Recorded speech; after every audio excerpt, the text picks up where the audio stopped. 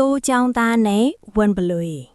တခါတုန်းကတိုးတဲ့အုပ်ကိုနေ့စဉ်နေ့တိုင်းထိန်းချောင်းရတဲ့တိုးကြောင်းသားလေးတစ်ယောက်ရှိတဲ့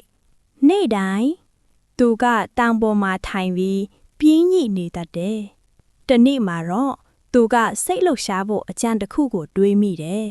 ဝန်ဘလွေဖြို့ဝန်ဘလွေမြင်လာခဲ့ကြပါအောင်ဝန်ဘလွေကကျွန်တော်တို့တွေကိုတတ်နေပါတယ်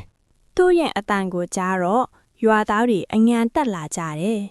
ဒါပေမဲ့သူတို့ရောက်လာတဲ့အခါဝန်ဘလွေမရှိဘူးကျွန်တော်ခမရတို့ကိုလေစားလိုက်တာရွာသားတွေမပျော်ရွှင်ကြဘူးဒါပေမဲ့သူတို့ပြန်သွားကြတယ်ရက်အနှဲငယ်အကြာမှာကောင်လေးကထပ်ပြီးအဲ့ဒီလိုလုပ်တယ်ဝန်ဘလွေဖြို့ဝန်ဘလွေမြင်လာခဲ့ကြပါအောင်ဝန်ဘလွေကကျွန်တော်တို့တွေကိုတတ်နေပါတယ်နောက်တစ်ခါရွာသားတွေပြေးလာကြတယ်ဒါပေမဲ့ထပ်ပြီးဝန်ဘလွေမရှိဘူးကျွန်တော်ခမရတို့ကိုလေစားလိုက်က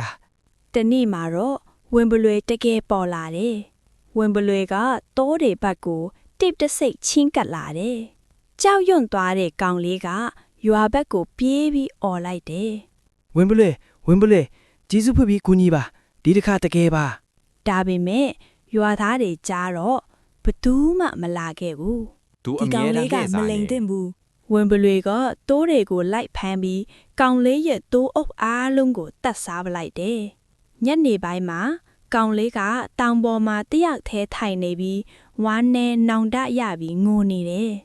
သူအရေးကြီးရဲ့သင်ငန်းစာတစ်ခုကိုသင်ယူလိုက်ရရင်းနဲ့ပေါ့